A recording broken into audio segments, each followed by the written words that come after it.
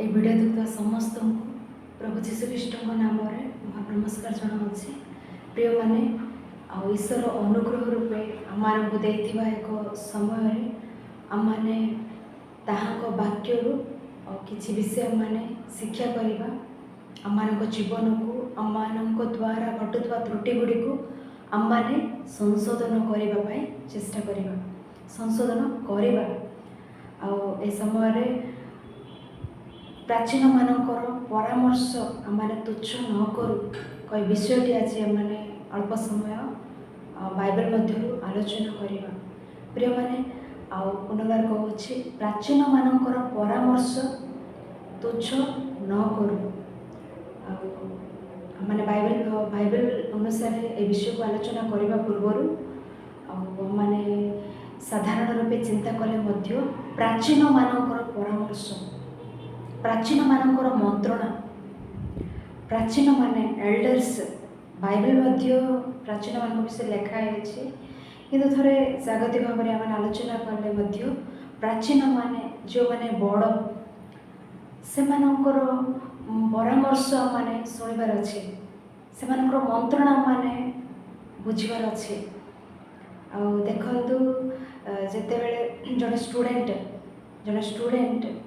10th class पढ़ा पर्यंत आपण जीवन में कौन से समस्या न थाए 10th क्लास पर्यंत पढ़ी पढ़ी पढ़ी जाती किंतु 10th क्लास पर से कौन पढ़ार अच्छी +2 पढ़ार अच्छी ना डिप्लोमा करार अच्छी ना ITI करार अच्छी ना नर्सिंग करार अच्छी क्यों क्यों रास्ता क्यों पथरे से जीवार अच्छी गले ता जीवन भल भविष्य से जापर न था विचलित हो जाए से समय प्राचीन माने ताठू बड़ माने आसी उपदेश दियंती परामर्श मंत्रणा दियंती ए कर कले तुम जीवन भल रले तुम भविष्य भल रकार अनेक मंत्रणा दियंती सेते जो माने जो विद्यार्थी जो छात्र छात्री प्राचीन मानक मंत्रणा को अग्राह्य नक ग्राह्य करती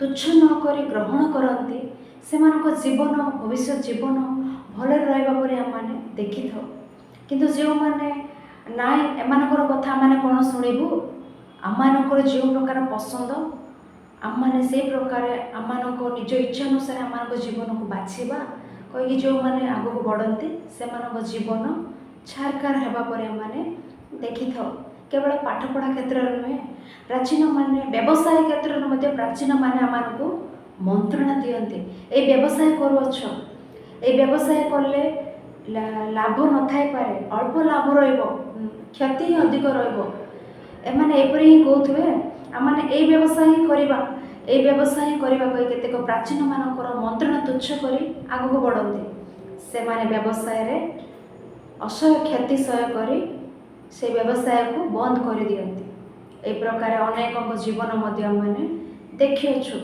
से भली भाव में प्राचीन माने विवाह विषय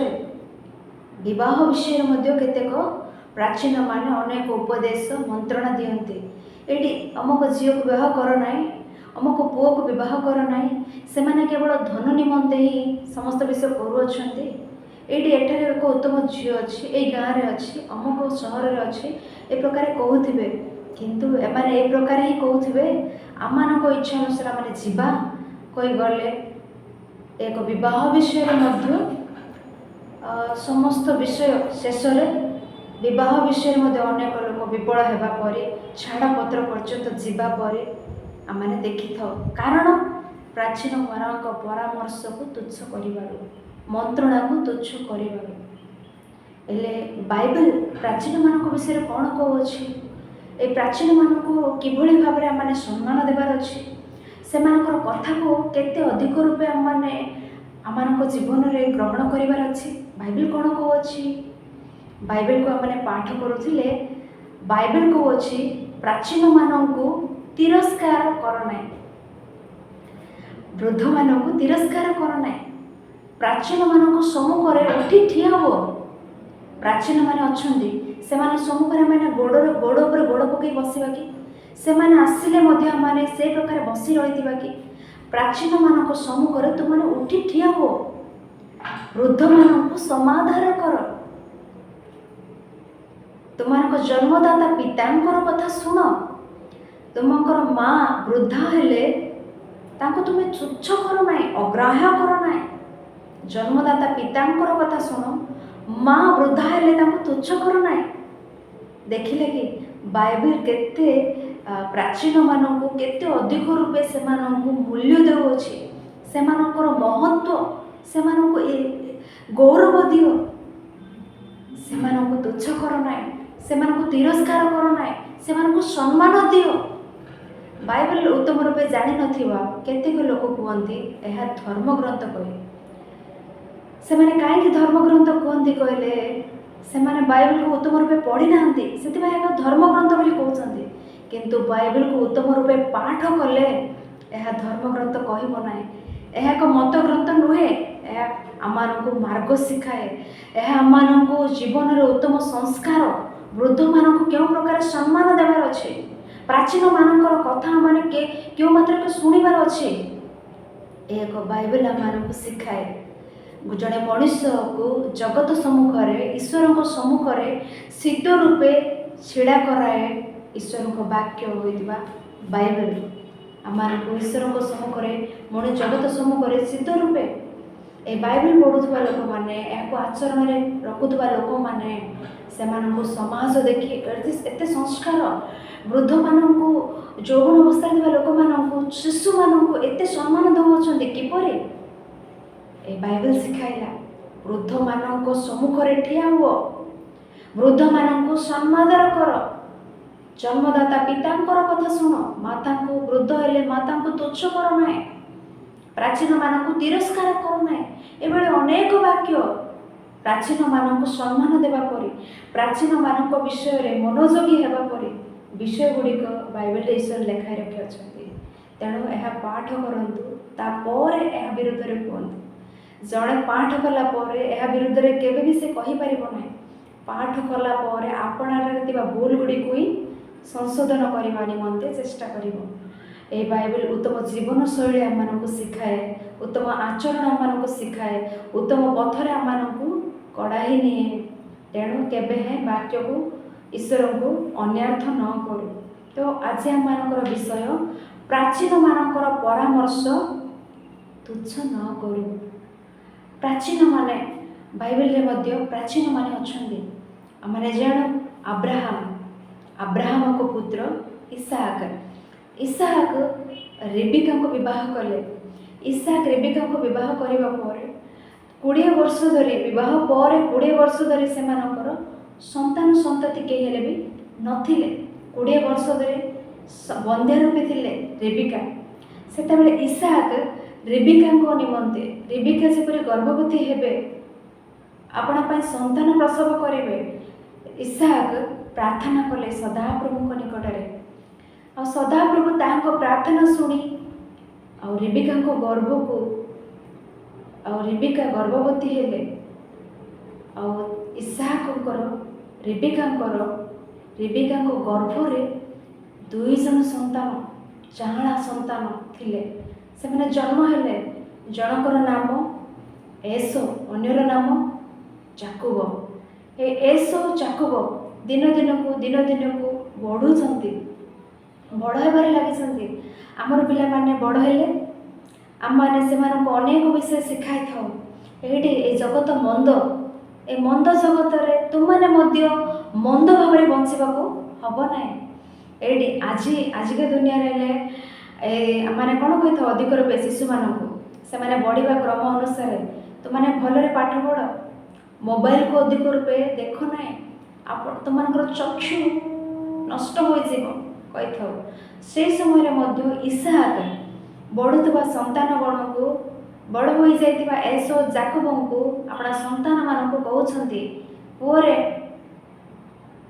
ତୁମମାନେ ଏଇ କିଣାନ ଦେଶରେ ଆମେ ବାସ କରୁଛୁ, ତୁମମାନେ এই ଦେଶରେ କୌଣସି ସ୍ତ୍ରୀ, କୌଣସି କନ୍ୟାକୁ ବିବାହ କରିବ ନାହିଁ। ଏ କିଣାନ ଦେଶୀୟ କନ୍ୟାମାନଙ୍କୁ ବିବାହ କରିବ ନାହିଁ।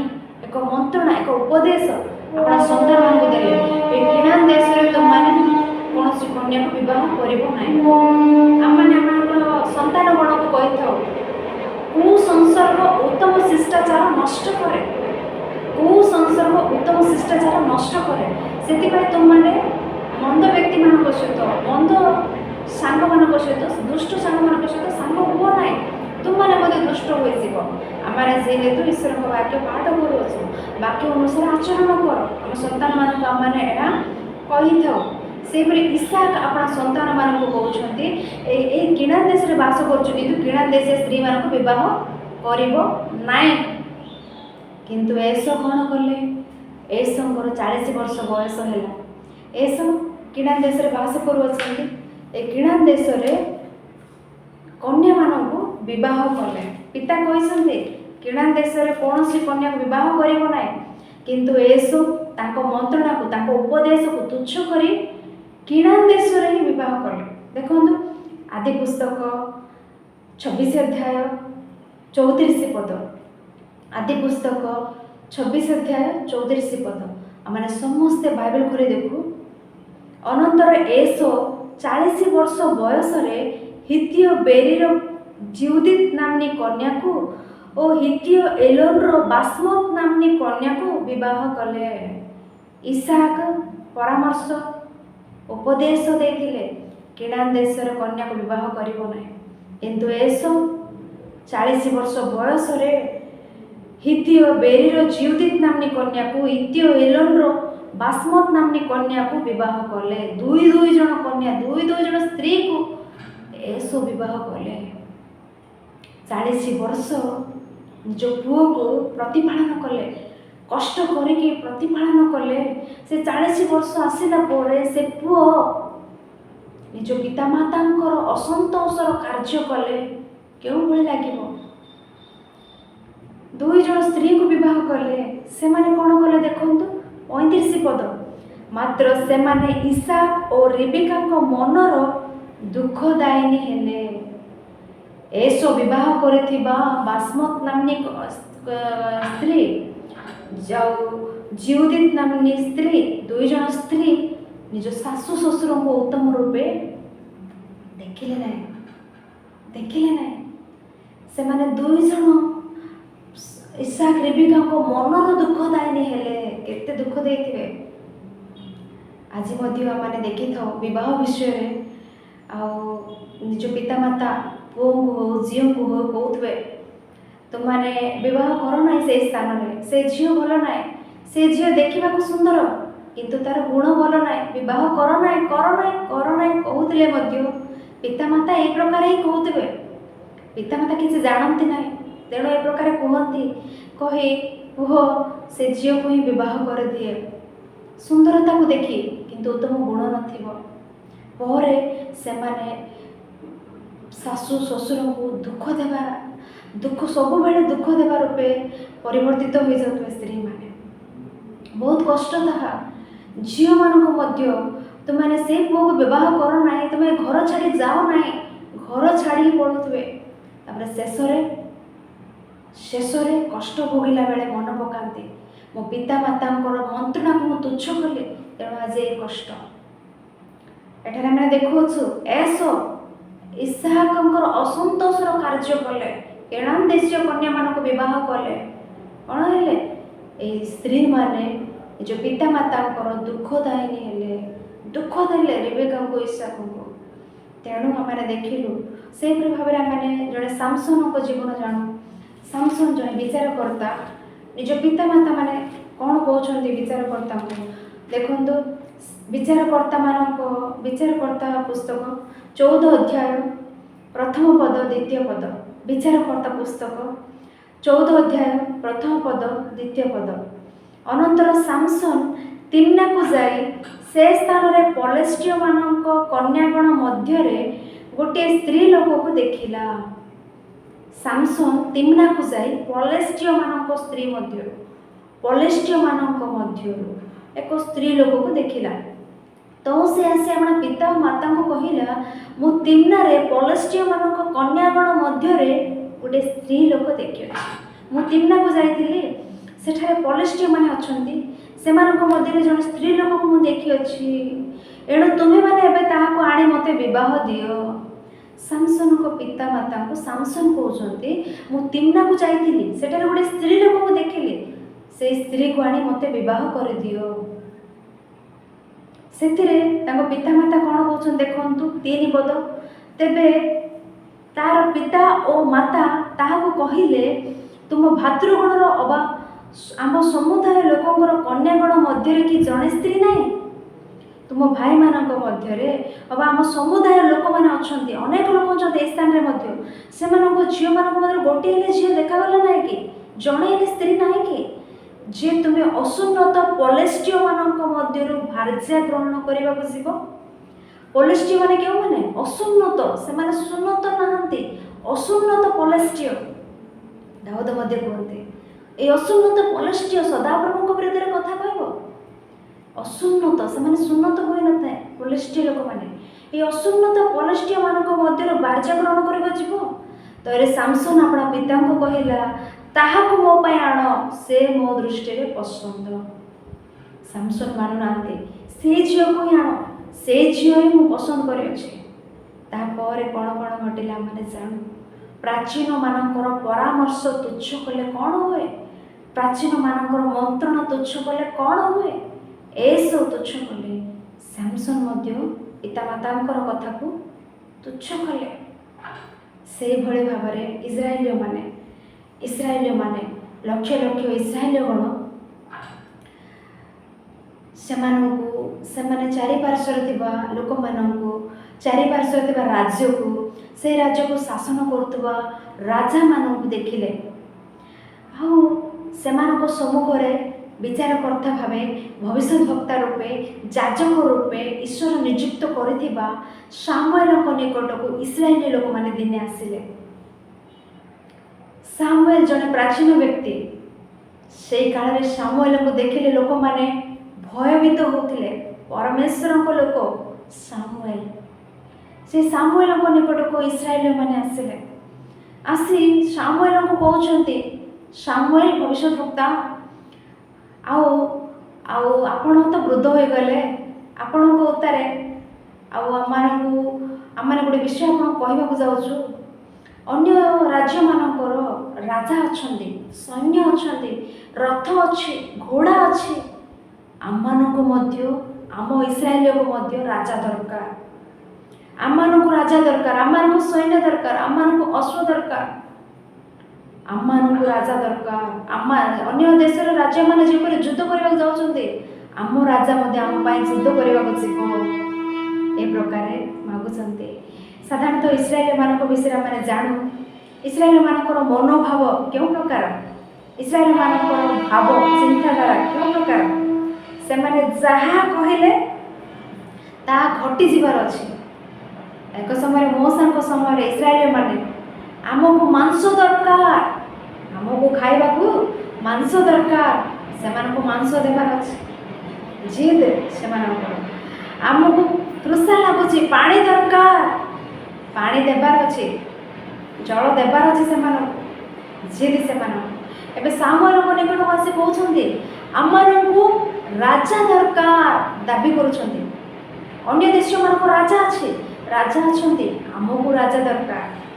सामुएल ईश्वर देखो आम से विषय देखिले सामुएल प्रथम पुस्तक 8 अध्याय सामुएल प्रथम पुस्तक 8 अध्याय प्रथम पद ठारू सामुएल प्रथम पुस्तक 8 अध्याय प्रथम पद ठार आम पढ़िले 18-20 पद पर्यंत आम पढ़ी पारू आम देखिले 6 पदरे कहते मात्र आम विचार करने आम एक राजा दरकार से माने एक कथा कहवा बेले सामुएल दृष्टि मंदबोध है एतिरे सामुएल सदाप्रभु निकटरे प्रार्थना कले सेतेबेले सदाप्रभु सामुएल को कहिले ए लोक माने तुमको जहाँ जहाँ कहते से सब रबरे कर्णपात कर कारण से माने केवल तुमको अग्राह्य करना मात्र आमे जेपरी से राजा नहिबा एथिपाई से आमको अग्राह्य कर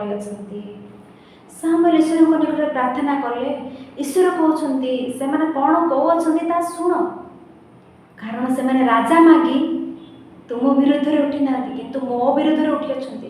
ଅନନ୍ତ କାଳର ରାଜା ଯେ ମୁଁ, ସେମାନଙ୍କୁ ନିତ୍ୟ ନିତ୍ୟ ଖାଦ୍ୟ ଦ୍ରବ୍ୟ ଦେଇ ଜଳ ଦେଇ ପ୍ରତିପୋଷଣ କରୁଅଛି ଯେ ମୁଁ ରାଜା ରୂପେ ଅଛି ସେମାନଙ୍କ ଉପରେ। ସେମାନେ ମୋତେ ରାଜା ରୂପେ ଅଗ୍ରାହ୍ୟ କରୁଅଛନ୍ତି, ସେମାନଙ୍କ ପାଇଁ ମନୁଷ୍ୟମାନଙ୍କୁ ରାଜା ରୂପେ ମାଗୁଅଛନ୍ତି।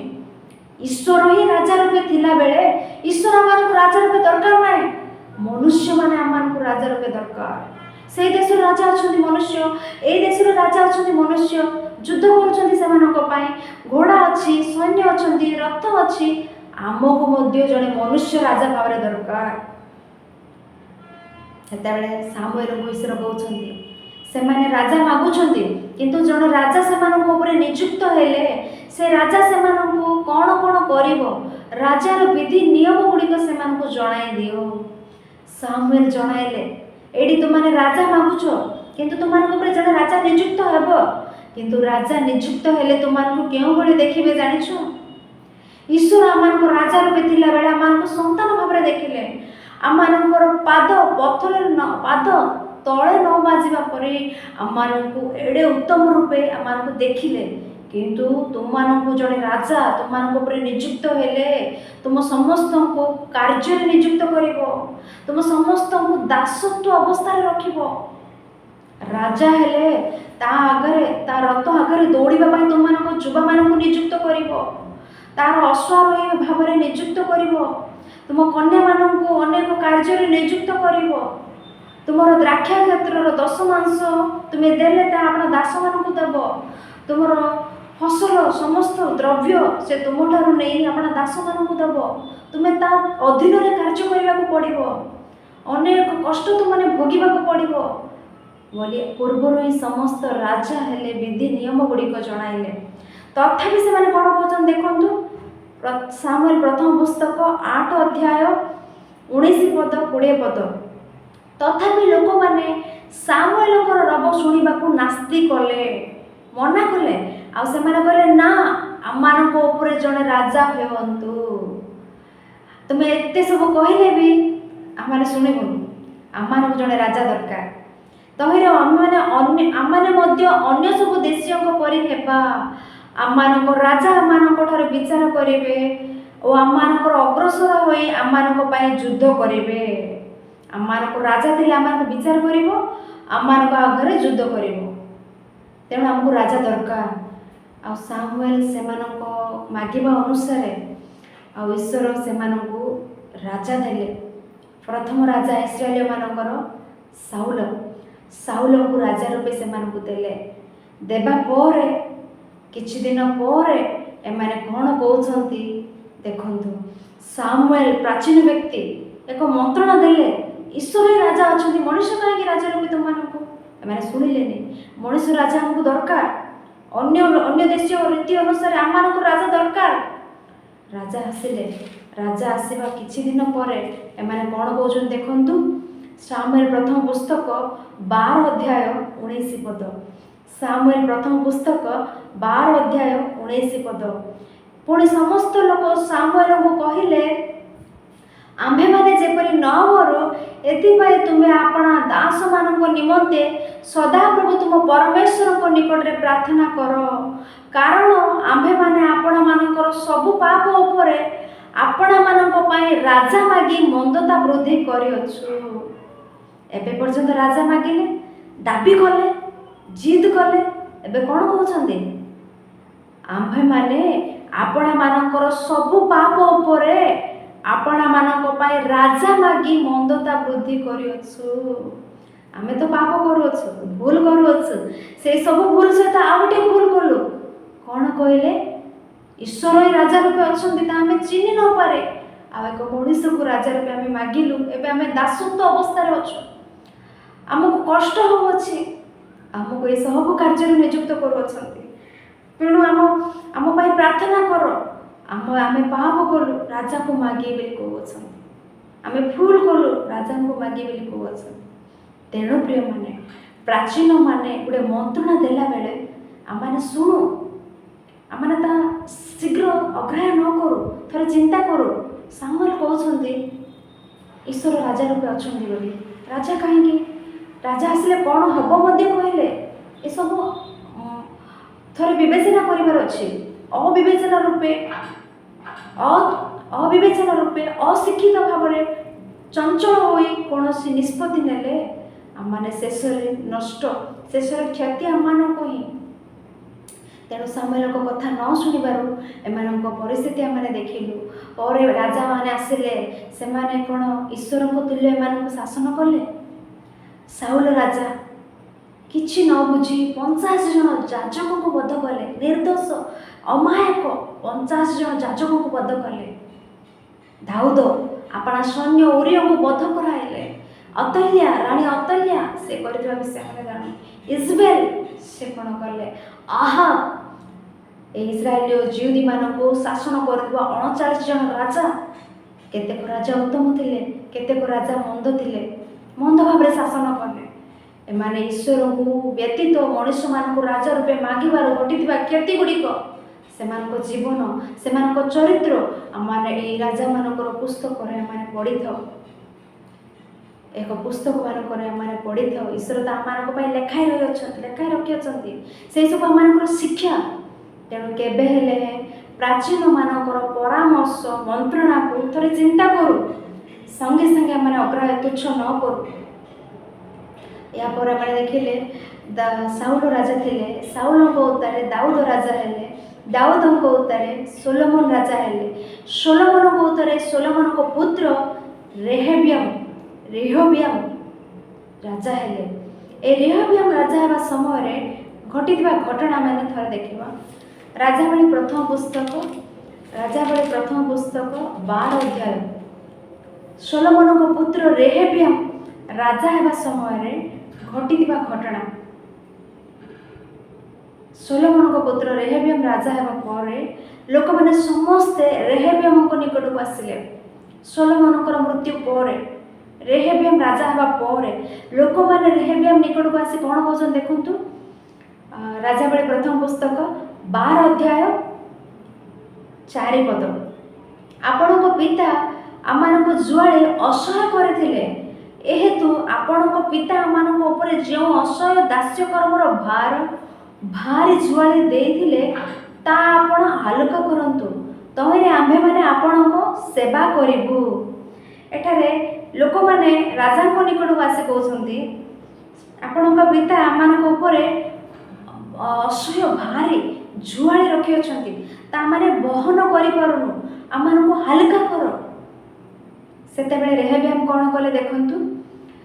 ରେହବ୍ୟାମ 5 ପଦରେ, ତ ସେ ସେମାନଙ୍କୁ କହିଲେ, ଏବେ ଯାଅ, 3 ଦିନ ଉତ୍ତାରେ ପୁନର୍ବାର ମୋ କତିକି ଆସ।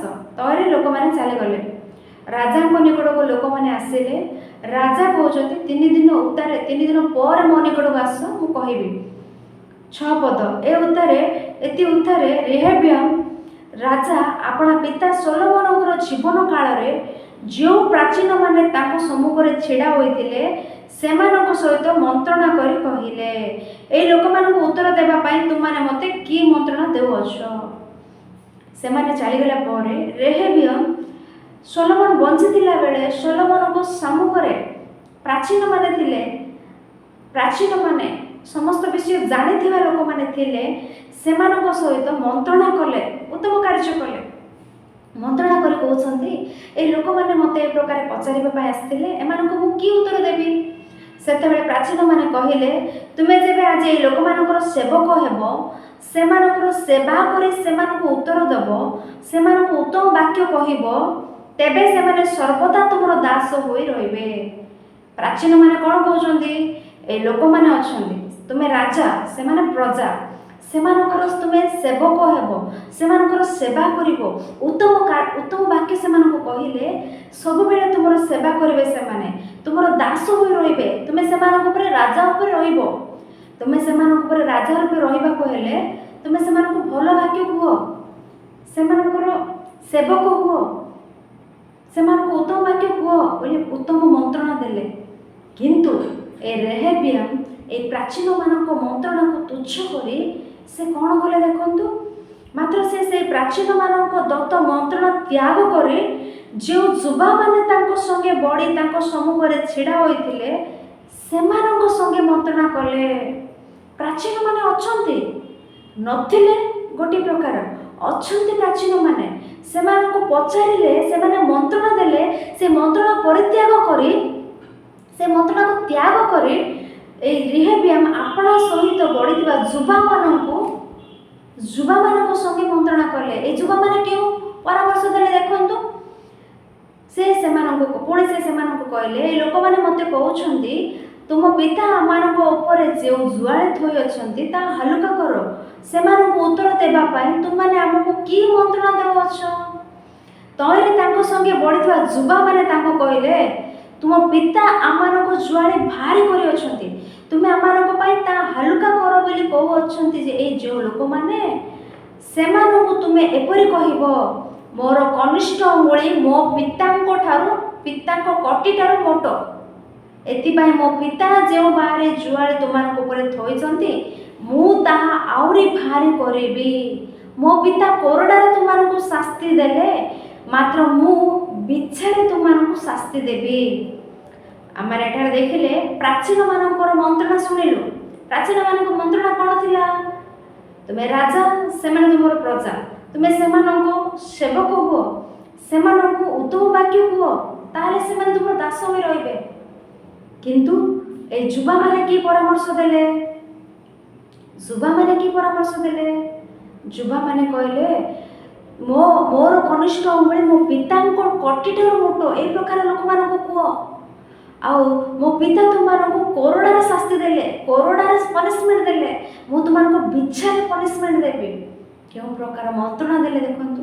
এই ଦୁଇଟି ମନ୍ତ୍ରଣାରେ କେଉଁ ମନ୍ତ୍ରଣା ଉତ୍ତମ ରୂପେ ଲାଗୁଅଛି? ପ୍ରାଚୀନମାନଙ୍କ ମନ୍ତ୍ରଣା ଉତ୍ତମ ରୂପେ ଲାଗୁଅଛି। କିନ୍ତୁ ରେହବିଆମ କ'ଣ କଲେ? 13 ପଦ, ତହିଁରେ ପ୍ରାଚୀନମାନଙ୍କ ତଥା ମନ୍ତ୍ରଣା ତ୍ୟାଗ କରି ରାଜା ଲୋକମାନଙ୍କୁ କଟୁ ଉତ୍ତର ଦେଲେ। 3 ଦିନ ପରେ ଲୋକମାନେ ରାଜାଙ୍କ ନିକଟକୁ ଆସିଲେ। ରାଜା ଆମମାନଙ୍କର ଜୁଆଳି ହାଲୁକା କରିବେ ବୋଧେ, ଆମମାନଙ୍କର ଜୁଆଳି ଭାରି ହୋଇଅଛି, ଆମମାନଙ୍କ ଉପରେ ଭାରି ଭାର ବହନ କରୁଅଛୁ, ଆମମାନଙ୍କର ଜୁଆଳି ଭାର ହାଲୁକା କରିବେ ରାଜା। এই ପ୍ରକାର ମନରେ ଲୋକମାନେ ସମସ୍ତେ ରାଜାଙ୍କ ନିକଟକୁ ଆସିଲେ। ରାଜା କହୁଛନ୍ତି, ପ୍ରାଚୀନମାନଙ୍କ ମନ୍ତ୍ରଣା ତ୍ୟାଗ କରି ରାଜା ଲୋକମାନଙ୍କୁ କଟୁ ଉତ୍ତର ଦେଲେ।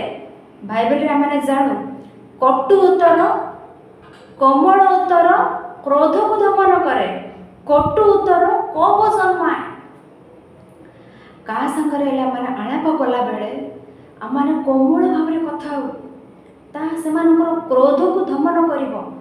ଅନ୍ୟମାନଙ୍କ ସହିତ ଆମେ କଥା ହେଲା ବେଳେ କଟୁ ଭାବରେ ଉତ୍ତର ଦେଲେ ସେମାନଙ୍କ କ୍ରୋଧ ନଥିଲେ ବି କ୍ରୋଧ ଜନ୍ମିବ। এই ରାଜା କୋମଳ ଭାବରେ କଥା ହେବା ପାଇଁ ପ୍ରାଚୀନମାନେ କହିଲେ, କିନ୍ତୁ ପ୍ରାଚୀନମାନଙ୍କ ମନ୍ତ୍ରଣା ତ୍ୟାଗ କରି କଟୁ ଭାବରେ କଥା ହେବା ପାଇଁ ଯୁବାମାନେ କହିଲେ। ଯୁବାମାନଙ୍କର ମନ୍ତ୍ରଣା ଗ୍ରହଣ କଲେ। ଯୁବାମାନଙ୍କ ମନ୍ତ୍ରଣା ଅନୁସାରେ ଲୋକମାନଙ୍କୁ କଟୁ ଭାବରେ ଉତ୍ତର ଦେଲେ। ତାପରେ କ'ଣ ହେଲା? ବେଳେବେଳେ ଦେଖନ୍ତୁ, ଆଉ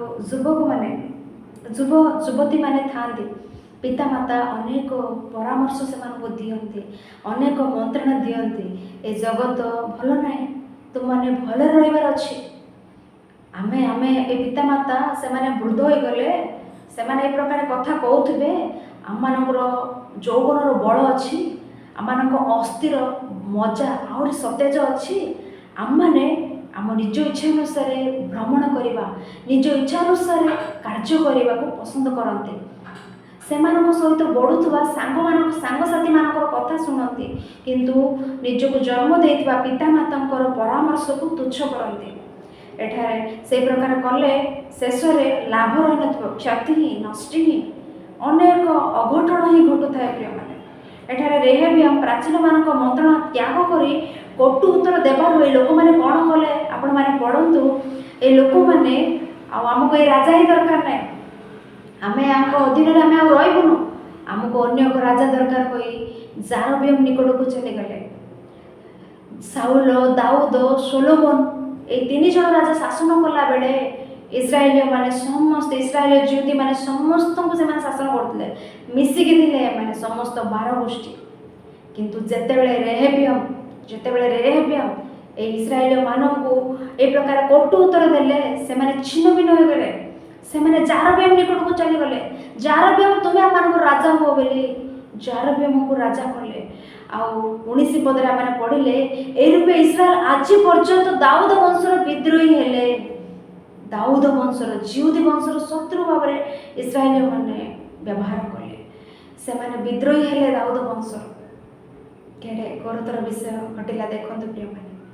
ପ୍ରାଚୀନମାନଙ୍କର ପରାମର୍ଶ କେବେ ହେଲେ ତୁଚ୍ଛ କରିବାକୁ ହେବ ନାହିଁ। ଆମେ ଆରମ୍ଭରେ ଦେଖିଲୁ ଏସୋ ଇସାକ ରେବେକାଙ୍କର ଅସନ୍ତୋଷର କାର୍ଯ୍ୟ କଲେ। ସେମାନଙ୍କର ଉପଦେଶକୁ ସେ ଅଗ୍ରାହ୍ୟ କଲେ, ତୁଚ୍ଛ କଲେ। ନିଜ ସ୍ତ୍ରୀ, କିଣାନୀୟ ସ୍ତ୍ରୀମାନଙ୍କୁ ବିବାହ କଲେ। ସେମାନେ ପିତାମାତାଙ୍କର ମନର ଦୁଃଖଦାୟିନୀ ହେଲେ।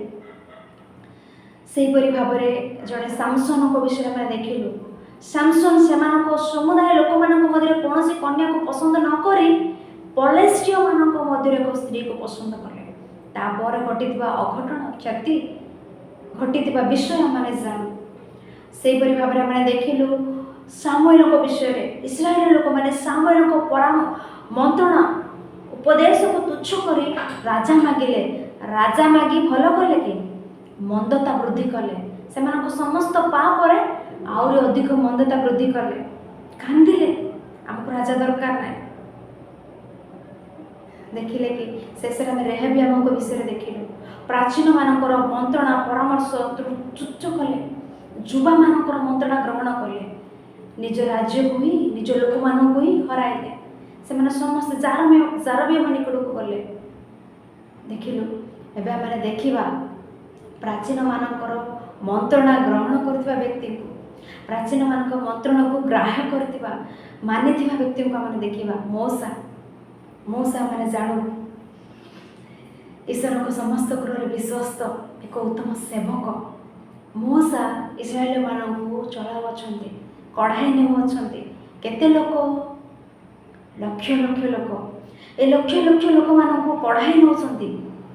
ସେହିଭଳି ସମୟରେ ଏ ଲକ୍ଷ ଲକ୍ଷ ଆଜି ଆମମାନଙ୍କ ପରିବାରରେ ଗୋଟିଏ 4 ଜଣ, 5 ଜଣ, 6 ଜଣ ଥିଲେ ହିଁ ଅନେକ ବିବାଦ, ଭଉଣୀ ମଧ୍ୟରେ ବିବାଦ। ବାପା ମା ସେହି ବିବାଦକୁ ସମାଧାନ କରିବାର ଅଛି। ଗୋଟିଏ ମଣ୍ଡଳୀରେ ବିବାଦ, ସେବକମାନେ, ଈଶ୍ୱରଙ୍କ ଲୋକମାନେ ସେ ବିବାଦକୁ ସମସ୍ୟାର ସମାଧାନ କରିବାର ଅଛି। ସେହିପରି ମୂଷାଙ୍କ ସମୟରେ ମଣ୍ଡଳୀ ଲକ୍ଷ ଲକ୍ଷ ଲୋକମାନେ, ସେମାନଙ୍କ ମଧ୍ୟରେ ବିବାଦ ହେଉନଥିବ କି? ବାଦ ହେଉନଥିବ କି? ସେହି ପ୍ରକାର ବାଦ ବିବାଦ ଘଟିଲା ବେଳେ କ'ଣ ଘଟିଲା ଆମେ ଦେଖିବା। ଯାତ୍ରା ପୁସ୍ତକ 18 ଅଧ୍ୟାୟ। ସମସ୍ତେ ଆପଣ ବାକ୍ୟ ବାଇବେଲ ଖୋଲନ୍ତୁ। ଯାତ୍ରା ପୁସ୍ତକ 18 ଅଧ୍ୟାୟ 13 ପଦ 14 ପଦ ଆମେ ପଢ଼ିବା। ଯାତ୍ରା ପୁସ୍ତକ 18 ଅଧ୍ୟାୟ 13 ପଦ 14 ପଦ। ତହିଁ ଆର ଦିନ ମୂଷା ଲୋକମାନଙ୍କର ବିଚାର କରିବାକୁ ବସନ୍ତେ ଲୋକମାନେ ପ୍ରଭାତ ଠାରୁ ସନ୍ଧ୍ୟା ପର୍ଯ୍ୟନ୍ତ ତାଙ୍କ ସମ୍ମୁଖରେ ଛିଡ଼ା ହୋଇ ରହିଲେ। ମୂଷା ଲୋକମାନଙ୍କର ବିଚାର କରିବା ପାଇଁ ବସିଲେ। କେତେ ଲୋକ? ଲକ୍ଷ ଲକ୍ଷ ଲୋକ। ସେମାନଙ୍କର ବିଚାର କରିବା ପାଇଁ ମୂଷା ବସିଲେ। ଲୋକମାନେ ସମସ୍ତେ ପ୍ରଭାତ ଠାରୁ ସନ୍ଧ୍ୟା ପର୍ଯ୍ୟନ୍ତ ତାଙ୍କ ସମ୍ମୁଖରେ ଛିଡ଼ା ହୋଇ ରହିଲେ। ମୂଷା ବସିଛନ୍ତି ଜଣେ ଲୋକମାନଙ୍କର ବିଚାର କରିବା ପାଇଁ। ଲକ୍ଷ ଲକ୍ଷ ଲୋକମାନେ ଛିଡ଼ା ହୋଇଛନ୍ତି। ସେମାନଙ୍କର ବିଚାରିତ ହେବ, ସମସ୍ୟା ସମାଧାନ ମିଳିବ ବୋଲି। କେତେ ପର୍ଯ୍ୟନ୍ତ ଛିଡ଼ା ହୋଇଛନ୍ତି? ପ୍ରାୟ ପ୍ରଭାତ ଠାରୁ, ଅତି ସକାଳରୁ ସନ୍ଧ୍ୟା ପର୍ଯ୍ୟନ୍ତ ସେହି ପ୍ରକାର ଛିଡ଼ା ହୋଇଛନ୍ତି। ବେଳେବେଳେ ଦେଖନ୍ତୁ, ଆମମାନେ କୌଣସି କେସ୍, କୌଣସି କୋର୍ଟ ସମସ୍ୟା ଥିଲେ ଆପଣମାନେ ଜାଣିପାରିବେ। ଜେଲକୁ ଗଲେ, ନହେଲେ କୋର୍ଟକୁ ଗଲେ, କୌଣସି ଜମି ବିବାଦ ଥିଲେ, ନହେଲେ ଘର ବାଡ଼ି ସମ୍ପତ୍ତି ବିବାଦ ଥିଲେ, ଆମେ ଯେତେବେଳେ କୋର୍ଟକୁ ଯାଉ, ସିଭିଲ କୋର୍ଟକୁ, ମେନ୍ କୋର୍ଟକୁ ଆମେ ଗଲାବେଳେ ସେଠାରେ ଆମେ ଜଗିବାକୁ ପଡ଼ିବ। ଘଣ୍ଟାଏ ନାହିଁ, 2 ଘଣ୍ଟା ନାହିଁ, ପ୍ରାୟ ସକାଳରୁ ଗଲେ ସନ୍ଧ୍ୟା 4ଟା ପର୍ଯ୍ୟନ୍ତ ସେ ପ୍ରକାର ଜଗି ରହିବାକୁ ପଡ଼ିବ। କେତେ ଲୋକ ସେଠାରେ ଥିବେ କି? 10 ଜଣଙ୍କର ଦିନକୁ କେତେ ଜଣଙ୍କର ସମସ୍ୟାର ସମାଧାନ କରିବେ କି? ଅଧିକ ହେଲେ ଅଳ୍ପ ଲୋକଙ୍କର ସମସ୍ୟାର ସମାଧାନ ହିଁ କରିବେ। ସେ ଅଳ୍ପ ଲୋକଙ୍କ ଭିତରେ ଆମମାନଙ୍କର ସମସ୍ୟାର ସମାଧାନ କରିବେ ବୋଲି ଆମେ ଗୋଟିଏ ଦିନ ନୁହେଁ, ଗୋଟିଏ ଦିନ ସାରା ଜଗିବାକୁ ପଡ଼େ। ପୁନର୍ବାର ସେମାନେ ସମୟ ଦେବେ, ଆଉଥରେ ଆସ, ଆଉଥରେ ଆମେ ଜଗିବାକୁ ପଡ଼େ, ଆଉଥରେ ସେମାନେ ସମୟ ଦେବେ, ଆଉଥରେ ଏପରି ବାରମ୍ବାର ସମୟ ଦେଇ ଦିନ ସାରା ଆମମାନଙ୍କୁ ଜଗାନ୍ତି। ଜେଲରେ ହେଉ, କୋର୍ଟରେ ହେଉ ଆମେ ଦେଖିଥାଉ। ସେହିପରି ସମୟରେ, ସେହିପରି ଭାବନ୍ତୁ, ଏକ ଇସ୍ରାଏଲ ଲୋକମାନେ ମଉସାଙ୍କ ସମ୍ମୁଖରେ ସକାଳରୁ ସନ୍ଧ୍ୟା ପର୍ଯ୍ୟନ୍ତ ସେମାନଙ୍କ ସମସ୍ୟାର ସମାଧାନ ପାଇଁ, ସେମାନଙ୍କ ବାଦ ବିବାଦର ବିଚାର ପାଇଁ ଛିଡ଼ା ହୋଇ ଅଛନ୍ତି। ଏ ସମସ୍ତ ବିଷୟ ଦେଖୁଛନ୍ତି ମଉସାଙ୍କ ଶ୍ୱଶୁର ଜିତ୍ରୋ। ମଉସାଙ୍କ ଶ୍ୱଶୁର ଜିତ୍ରୋ ସେ ଦେଖନ୍ତୁ କ'ଣ କରୁଛି 14 ପଦ। ସେତେବେଳେ ମଉସା ଲୋକମାନଙ୍କ ବିଷୟରେ ଯାହା ଯାହା କଲେ ତାଙ୍କର ଶ୍ୱଶୁର ତାହା ଦେଖି କହିଲେ, ତୁମେ ଲୋକମାନଙ୍କ ପ୍ରତି ଏ କି ରୂପ ବ୍ୟବହାର କରୁଅଛ? ତୁମେ କିଏ ଏଠୁ ଏକାକୀ ବସ ଓ ସମସ୍ତ ଲୋକ ପ୍ରଭାତ ଠାରୁ ସନ୍ଧ୍ୟା ପର୍ଯ୍ୟନ୍ତ ତୁମ ଚାରିଆଡ଼େ କାହିଁକି ଛିଡ଼ା ହୋଇ ରହନ୍ତି? ମଉସାଙ୍କର ଶ୍ୱଶୁର ଜିତ୍ରୋ ଏସବୁ ଦେଖୁଅଛନ୍ତି ଆଉ ମଉସାଙ୍କୁ କହୁଅଛନ୍ତି, ତୁମେ ଏକାକୀ ବସିଛ, ତୁମ ସମ୍ମୁଖରେ ଏ ଲୋକମାନେ କାହିଁକି ସକାଳରୁ ଅତି ପ୍ରଭାତଠାରୁ ସନ୍ଧ୍ୟା ପର୍ଯ୍ୟନ୍ତ କାହିଁକି ଛିଡ଼ା ହୋଇ ରହିବେ? ତେବେ ମଉସା ଆପଣ ଶ୍ୱଶୁରଙ୍କୁ କହିଲେ, ଲୋକମାନେ ପରମେଶ୍ୱରଙ୍କ ବିଚାର ବୁଝିବା ପାଇଁ ମୋ ପାଖକୁ ଆସନ୍ତି। ପରମେଶ୍ୱରଙ୍କ ବିଚାର ମୁଁ ସେମାନଙ୍କୁ ଜଣାଇବି, ତାହା ବୁଝିବା ପାଇଁ ଲୋକମାନେ ମୋ ପାଖକୁ ଆସନ୍ତି ଓ ସେମାନଙ୍କର କୌଣସି ବିବାଦ ହେଲେ ମୋ ପାଖକୁ ଆସନ୍ତି। ତେବେ ମୁଁ ବାଦୀ ଓ ପ୍ରତିବାଦୀ ମଧ୍ୟରେ ବିଚାର କରେ। କାହିଁକି ଏ ଲୋକମାନେ ମୋ ପାଖକୁ ଆସୁଛନ୍ତି କହିଲେ? ମୁଁ ବିଚାର କରିବା ପାଇଁ। ବାଦୀ ଓ ପ୍ରତିବାଦୀ ମଧ୍ୟରେ ବିଚାର, ଏସବୁ କୋଉଠି ଆମେ ଶୁଣିଥାଉ? କୋର୍ଟରେ। ସେପରି ମଉସାଙ୍କ ପାଖକୁ ମଧ୍ୟ ବାଦୀ ପ୍ରତିବାଦୀ ଆସୁଛନ୍ତି ଆଉ ମଉସା ସେମାନଙ୍କ ଦୁହିଁଙ୍କ ମଧ୍ୟରେ ବିଚାର କରୁଛନ୍ତି। ପରମେଶ୍ୱରଙ୍କ ବିଧି ବ୍ୟବସ୍ଥା ସବୁ ସେମାନଙ୍କୁ ଜ୍ଞାତ କରାଏ। ଯେଉଁମାନେ ହେଲେ ବାଦୀ ପ୍ରତିବାଦୀ, ସେମାନଙ୍କ ମଧ୍ୟରେ ବିବାଦ ଘଟିଅଛି, ସେମାନଙ୍କୁ ମଉସା ପରମେଶ୍ୱରଙ୍କ ବିଧି ବ୍ୟବସ୍ଥା ସବୁ ଜଣାଉଅଛନ୍ତି। ଅନନ୍ତର ମଉସାଙ୍କର ଶ୍ୱଶୁର କହିଲେ, ତୁମର ଏଇ କର୍ମ ଭଲ ନୁହେଁ। ତୁମେ ଯାହାକି ଏହା କରୁଅଛ, ତୁମେ ବସୁଛ ଏକାକି, ଲୋକମାନେ ତୁମ ଚାରିପାର୍ଶ୍ୱରେ ଛିଡ଼ା ହେଉଛନ୍ତି ଘଣ୍ଟା ଘଣ୍ଟା ଧରି, ଏହା ଭଲ ନାହିଁ। ଆଉ କ'ଣ କରିବା? ତୁମେ ଓ ତୁମ ସଙ୍ଗେ ଲୋକମାନେ ଦୁହେଁ ନିଶ୍ଚୟ କ୍ଷୀଣ ହୋଇଯିବେ, କାରଣ ଏ କାର୍ଯ୍ୟ ତୁମ ନିମନ୍ତେ ଅତି ଭାରି, ତୁମେ ଏକାକି ଏହା ସାଧନ କରି ନ ପାର। ମଉସାଙ୍କ ଶ୍ୱଶୁର ଜିତ୍ରୋ ମଉସାଙ୍କୁ ଏକ ପରାମର୍ଶ, ଏକ ମନ୍ତ୍ରଣା ଦେଉଛନ୍ତି। କ'ଣ? ତୁମେ ଏକାକି ଏସବୁ କରୁଅଛ, ଏସବୁ ଏକାକି କରିପାରିବ ନାହିଁ, ଏସବୁ ଲୋକମାନେ କ୍ଷୀଣ ହୋଇଯିବେ, ତୁମେ ମଧ୍ୟ କ୍ଷୀଣ ହୋଇଯିବ। ଗୋଟେ ଦିନ ସାରା ଆମକୁ ଏଇ କୋର୍ଟ ପାଖରେ ବସେଇ ଦେଲେ, ସେମାନେ ଛିଡ଼ା ହେଇଛନ୍ତି, ଆମକୁ ବସିଥାଉ ଚେୟାର ଉପରେ ବସେଇଦେଲେ, ସନ୍ଧ୍ୟାରେ ଘରକୁ ଆସିଲା ବେଳେ ଥକି ଯାଇଥାଉ ଆଉ ସେଠାକୁ ଯିବା ପାଇଁ ଆମମାନେ ଇଚ୍ଛା କରିନଥାଉ। ଅନେକ ଲୋକମାନେ ଏହି ପ୍ରକାର କୋର୍ଟ ପଛରେ, କେସ୍ ପଛରେ ଦୌଡ଼ି ଦୌଡ଼ି ଦୌଡ଼ି ଦୌଡ଼ି ଆଉ ଏ କୋର୍ଟ ନଥାଉ, କେସ୍କୁ ୱିଥଡ୍ର କରିଦେବି, ଦୌଡ଼ି ପାରନ୍ତି, ଯାଇ ବସି ପାରନ୍ତି ନାହିଁ, ଏ କେସ୍କୁ ମୁଁ ୱିଥଡ୍ର କରିଦେବି, ପଛକୁ ନେଇଯିବି ବୋଲି କୁହନ୍ତି, ଆମେ କମ୍ପ୍ରମାଇଜ୍ ହେଇଯିବୁ ବୋଲି କୁହନ୍ତି। ଆମେ ଦେଖୁଛେ ସେହିପରି ମଉସାଙ୍କ ଶ୍ୱଶୁର ଜିତ୍ରୋ କହୁଛନ୍ତି, ତୁମେ ବସୁଛ ଏକାକି, ଏତେ ଲୋକଙ୍କର ସମସ୍ୟା ସମାଧାନ କରିପାରୁନ, ତା ତୁମ ପାଇଁ କଷ୍ଟ ହେଉଛି, ଏ ଲୋକମାନେ ମଧ୍ୟ ଛିଡ଼ା ହୋଇ କ୍ଷୀଣ ହୋଇଯାଉଛନ୍ତି। ଏବେ ତୁମେ ଗୋଟେ କାର୍ଯ୍ୟ କରିବାର ଅଛି, ଏକ ମନ୍ତ୍ରଣା ଦେଉଛନ୍ତି। ଦେଖନ୍ତୁ 19 ପଦଠାରୁ ମାନେ ଯତ୍ନ ସହକାରେ ପଢ଼ିବା। ଏ ତୁ ମୋ କଥାରେ ମନୋଯୋଗ କର, ମୁଁ ତୁମକୁ ପରାମର୍ଶ ଦେବି, ପୁଣି ପରମେଶ୍ୱର ତୁମର ସହବର୍ତ୍ତୀ ହୁଅନ୍ତୁ। ପରମେଶ୍ୱରଙ୍କ ଛାମୁରେ ତୁମେ ଲୋକମାନଙ୍କ ପକ୍ଷ ହୋଇ ସେମାନଙ୍କ କଥା ପରମେଶ୍ୱରଙ୍କ ନିକଟରେ ଜଣାଅ। ପୁଣି ତୁମେ ସେମାନଙ୍କୁ ବିଧି ବ୍ୟବସ୍ଥାର ଉପଦେଶ ଦିଅ, ସେମାନଙ୍କ ଗନ୍ତବ୍ୟ ପଥ ଓ କର୍ତ୍ତବ୍ୟ କର୍ମ ଦେଖାଅ। ଆହୁରି ତୁମେ ଏ ଲୋକମାନଙ୍କ ମଧ୍ୟରୁ କର୍ମଦକ୍ଷ, କହୁଛନ୍ତି ଏ ଲୋକମାନଙ୍କୁ ପରମେଶ୍ୱରଙ୍କର ବିଧି ବ୍ୟବସ୍ଥା ସମସ୍ତ ବିଷୟ ଜଣାଅ, ଆଉ ଏ ଲୋକମାନଙ୍କ ମଧ୍ୟରେ କାର୍ଯ୍ୟ କରିବାର କ୍ଷମତା ଯାହା କହିଲେ ଅଛି, ଆଉ ପରମେଶ୍ୱରଙ୍କ ପ୍ରତି ଭୟକାରୀ ଯେଉଁମାନଙ୍କୁ କାର୍ଯ୍ୟ କରିବାର କ୍ଷମତା ଅଛି, ଆଉ ସେମାନଙ୍କୁ ପରମେଶ୍ୱରଙ୍କ ପ୍ରତି ଭୟ ଅଛି, ସେମାନଙ୍କୁ ପୁନର୍ବାର ଯେଉଁମାନେ ସତ୍ୟବାଦୀ, ସତ୍ୟ କହୁଛନ୍ତି, ନ୍ୟାୟ ଭାବରେ ଅଛନ୍ତି, ସେମାନଙ୍କୁ ଅନ୍ୟାୟ ଲାଭ ଘୃଣାକାରୀ, ଯେଉଁମାନେ ଅନ୍ୟାୟରେ କୌଣସି ଲାଭ ଆସୁଅଛି ତାକୁ ଘୃଣା କରୁଛନ୍ତି, ନ୍ୟାୟ ରୂପେ ବଞ୍ଚୁଛନ୍ତି, ଏହିପରି ଲୋକମାନଙ୍କୁ ନିଯୁକ୍ତ କର। ଏତେ ଲକ୍ଷ ଲକ୍ଷ ଲୋକ ଅଛନ୍ତି, ଏମାନଙ୍କ ମଧ୍ୟରୁ ଯେଉଁମାନଙ୍କୁ ଏହି ସମସ୍ତ ଗୁଣ ଅଛି, କେଉଁ ଗୁଣ? କାର୍ଯ୍ୟ କରିବାର କ୍ଷମତା ଅଛି, ପରମେଶ୍ୱରଙ୍କୁ ଭୟ କରୁଛନ୍ତି, ଅନ୍ୟାୟ ଲାଭକୁ ଘୃଣା କରୁଛନ୍ତି, ସତ୍ୟର କଥା କହୁଛନ୍ତି, ସତ୍ୟବାଦୀ, ଏହିପରି ଲୋକମାନଙ୍କୁ ବାଛି ଦିଅ ଆଉ ଏମାନଙ୍କୁ ଏହି ଲୋକମାନଙ୍କ ଉପରେ ସହସ୍ରପତି ଭାବରେ, 50ପତି ଭାବରେ, ଶତପତି ଭାବରେ, 10ପତି ରୂପେ ନିଯୁକ୍ତ କର। ଏବେ ଲକ୍ଷ ଲକ୍ଷ ଲୋକ ଅଛନ୍ତି ନା, ଏମାନଙ୍କ ମଧ୍ୟରୁ କାର୍ଯ୍ୟକ୍ଷମ ଥିବା ଲୋକଙ୍କୁ, ପରମେଶ୍ୱରଙ୍କୁ ଭୟ କରିବା ଲୋକଙ୍କୁ ଆଉ ସତ୍ୟବାଦୀ ଲୋକଙ୍କୁ ଆଉ ଅନ୍ୟାୟ ଲାଭ ଘୃଣା କରିବା ଲୋକମାନଙ୍କୁ ଏ ସମସ୍ତ ଗୁଣ ଥିବା ଲୋକମାନଙ୍କୁ ପୃଥକ କର। ଆଉ ଏ ଲୋକମାନଙ୍କ ଉପରେ 1000 ଜଣ ଲୋକଙ୍କ ଉପରେ ଜଣକୁ ନିଯୁକ୍ତ କର ସହସ୍ରପତି ଭାବରେ, 100 ଜଣ ଲୋକଙ୍କ ଉପରେ ଜଣକୁ ନିଯୁକ୍ତ କର ଶତପତି ଭାବରେ, 50 ଜଣ ଲୋକଙ୍କ ଉପରୁ ଜଣକୁ ନିଯୁକ୍ତ କର 50ପତି ଭାବରେ, 10 ଜଣ ଲୋକଙ୍କୁ ଜଣକୁ ନିଯୁକ୍ତ କର 10ପତି ରୂପେ। ଏହା ବୁଝିବାକୁ ହେଲେ ସ୍କୁଲରେ ହେଉ ଟ୍ୟୁସନରେ ହେଉ ଅନେକ ଛାତ୍ରଛାତ୍ରୀ ଥାଆନ୍ତି, 100 ଜଣ 200 ଜଣ 60 ଜଣ ଏ ପ୍ରକାର ରୁହନ୍ତି। ସେମାନଙ୍କ ଉପରେ ଟିଚର ଜଣେ ଆଉ କୌଣସି କାର୍ଯ୍ୟ ନିମନ୍ତେ ବାହାରକୁ ଯିବାକୁ ହେଲେ ମନିଟରକୁ ନିଯୁକ୍ତ କରନ୍ତି। ଏଠି ତୁମେ ଏଇ ଷ୍ଟୁଡେଣ୍ଟ ଏଇ କ୍ଲାସ୍ ଥିବା ପିଲାମାନଙ୍କ ଉପରେ ମନିଟର ଭାବରେ ଆଜିଠାରୁ ନିଯୁକ୍ତ। ଏମାନେ କୌଣସି ତ୍ରୁଟି କଲେ କୌଣସି କଥାବାର୍ତ୍ତା ହେଲେ ସେମାନଙ୍କୁ କ୍ଲାସ୍କୁ ନିରବରେ ରଖିବ। କୌଣସି ବଡ଼ ଧରଣର ଭୁଲ କଲେ ମୋ ନିକଟକୁ ସେ କଥାକୁ ଆଣିବ। ସେଇ ପ୍ରକାରେ ମଉସାଙ୍କ ଶ୍ୱଶୁର ଚିତ୍ର କହୁଛନ୍ତି ଏ ଲୋକମାନଙ୍କ ଉପରେ ସହସ୍ରପତି ଶତପତି 50ପତି 10ପତି ନିଯୁକ୍ତ କର।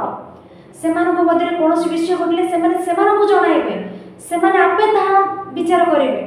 କୌଣସି ବଡ଼ ଧରଣର ଘଟଣା ହେଲେ ତୁମ ନିକଟକୁ ଆଣିବେ, ତୁମେ ତାହା ବିଚାର କରିବ।